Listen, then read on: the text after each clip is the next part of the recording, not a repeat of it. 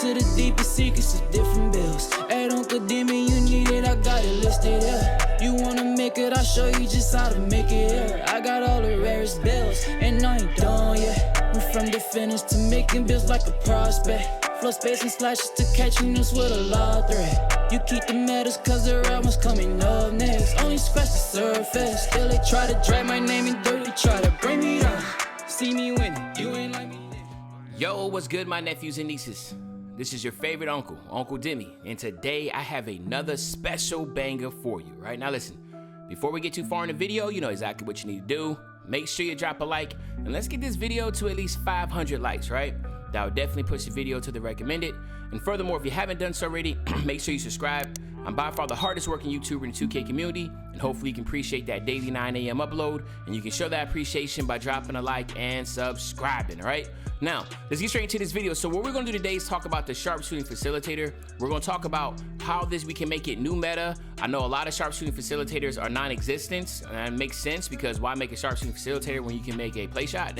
But again, the whole purpose of new meta is to make these rare builds meta, okay? And one way of doing that is by going shooting guard, making it 6'6", and look at it more so as a secondary ball handler primarily, or a primary ball handler if you can keep it maxed out.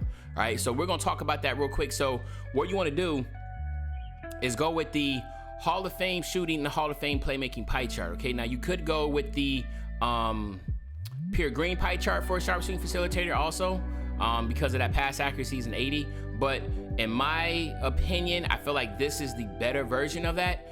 You could go here also, but this gives you gold. Why not have Hall of Fame in both? And that's something that, you know, of course, can be debated. It's all about what your preference is. Maybe some people rather have a higher 3 ball, so they might want to go with more here with a little bit. But to me, the Hall of Fame playmaking is something kind of important, especially if you're going to be a primary ball handler. So it makes sense to go with this split pie chart. Of course, you want to go pure speed here, especially when you're going to be 6'6". You want to be as tall as you possibly can, so we're going to do that. Then again, now remember, I like to go offensive heavy on my primary guard builds. So I'm going offensive heavy, and then of course, real quickly after I do this, I will show you the way to make it more balanced, okay? Now again, you do not, with current gen, have to necessarily focus on the defensive side, because for one, it's just not enough defensive badges to even work. And then two, you really can get away with bronze badges, especially if you're playing threes. You can get away with just having a lock on your team and he worry about the primary ball handler and you just sit corner. So this is the aspect that I like to go in. All right, remember you're looking at 9, 23, 21. All right, so we go from 9, 23, 21, and then you can do something like this, okay?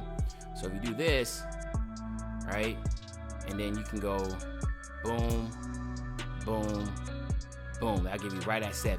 So you went from 9, 23, 21, 1 to 1, 23, 18, 7. If you're cool with something like this, by all means, go with that route. I mean, there's nothing wrong with that. But to me, I just want to have the extra playmaking, and I want to have 9 finishing. I just think that's just pretty toxic. So that's why I want to go this route. So I'm going to go this way, okay? But again, you can go either or, so I like to show you both ways to go about it, because I know some of my nephews and nieces, they play with more randoms and they just have to have more defensive badges, whereas other ones, you know, my other nephews and nieces, they can specialize. Like myself, I run with teammates and I specialize in each position, so I always have a lockdown and a paint beast with me, so it just makes sense that I got 2 locks on my team already. I don't gotta play defense, right? I'm just gonna sit corner, right? So it's your call. So what we're gonna do here is you do wanna go build with your body type, excuse me, and then you do wanna go up to 6'6", all right? You wanna go 180 on your weight. All right, that's all the way down minimum. And then you wanna go 79.8. And the reason why you wanna go 79.8 is because your ball handling goes up by 1. And of course, at 99 overall, you're able to get pro dribble animations. And that's another way you can, which I love about pie charts, is that compared to next gen, pie charts, you can get very creative with your builds, right? You can do things that you just can't do on next gen. I feel like pie charts allows you to be extremely creative because you have no choice but to be defined within these elements of a pie chart. Whereas next gen, there's really not much, you know, artistic value in that, because people are just going maxing stuff out and it's just nothing really there as far as the artistic value. But here, as you know, like I can make a sharpshooter right? Name of a sharpshooting build, but yet it has contact dunks. You can, like, that stuff right there in current gen, I'm going to miss, right? Because we all know next gen is going to be the way, but pie charts is always going to have a special place in my heart, man. So, anywho, you get a +8. I digress. Anyway, you do get a +8 to your physicals. You get a +4 from 95, 99 overall. Then you get the other +4 by doing either of these three things. Either A, playing at least 50 games in my career, sim out the season, play every playoff game and win the championship, and then you'll get gym rat. You could B, just hit Superstar 2 in the park, you get gym rat. Or C, which a lot of people do, just head to the Gatorade facility every 7 days.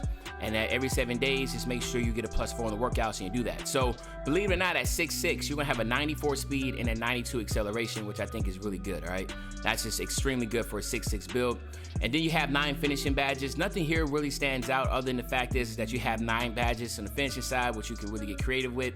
And then on the shooting side, you have an 82 mid-range shot, which is really good, of course. But then here you have a 91 3-ball. And as you know, at 6'6" with a 91 3-ball, that can cause problems to a lot of people. You also have an 88 post fade if you want to work in the post. A 90 pass accuracy is really good. The 80 ball handle, which will allow you to get the pro dribble animations, but also with a 94 speed, you will be able to momentum dribble, which is pretty dope. But of course, momentum dribble is not really as important these days because everybody does speed boost glitches.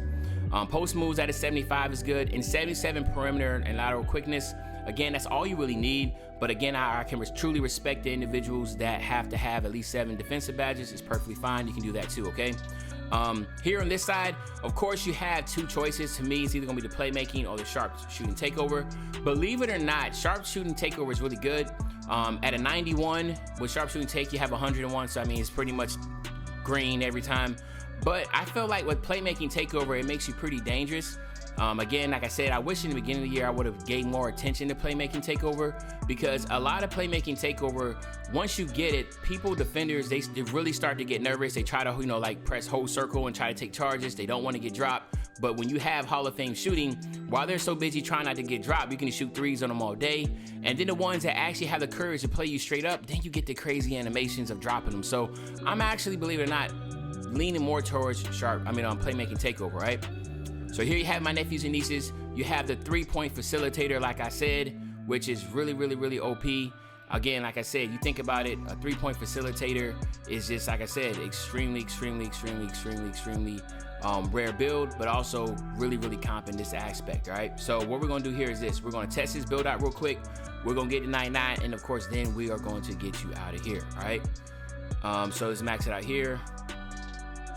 All right, so here what we're gonna do is this. To me, I feel like the best badges for this is gonna be Contact, it's gonna be Acrobat, and then it's also gonna be Slithery, all right? So these are the ones that I think will be the best ones for it. From a competitive standpoint, I can understand if somebody wants to go ahead and get Showtime, if you're on a fast break to get a nice little boost to your stuff, but it's really your call, man. It's not really a wrong answer here. But Contact, Finisher, Acrobat, and Slithery are just badges that I can see you doing in the process of going to the basket. On the shooting side, Hot Zone Hunter, Range Extender, Green Machine, Deadeye. You want to get that volume shooter. And in that last bit, you can go clutch shooter here. Catch and shoot, or you can go clutch shooter. There's really ways about it. Some people I think volume shooters is good because the more you shoot as a primary guard, the better you are. Some people might want to go differently, but you can always go that. Me, I think the best bet would probably just to be going like maybe catch and shoot, get some clutch shooter here, go that route. But again, it's your call. Here, we're gonna go handles for days, of course. We wanna go quick first step, unpluckable, bail out. Gotta get the anchor breaker. You wanna get that space creator. With that 2 left over, you can go ahead and double up here on pluckable. Maybe you wanna have a better bailout. I just don't see the benefits of getting silver dimer and all that, but again, it's your call. You can do whatever you want. And then here, of course, you just go with Pick Dodger if you have 1. If you have 7, obviously you'll go with the Intimidator and Pick Dodger, so that's already 6. And then with that last one, you can go somewhere else. Remember, Clamps is really good, but Pick Dodger is more important because screens are so OP, right? But anyway, there you have it, my nephews and nieces. This is the 3-point facilitator build. Hopefully you enjoyed this video. If you did, just make sure you drop a like, subscribe to the channel, and as usual, your favorite old head, Uncle Demi. I'll be back really, really soon on the banger, man. And you know, when I say back soon on the banger, you know exactly what day I'm talking about. I'm talking about tomorrow, man. I'm out. If he call for a low, we gon' give it to him. Take the stop off the chopper, no transformer. Remember ducking and dodging on that corner. Doing flip with a beat like a mighty morpher. Told myself to get rich and go ahead.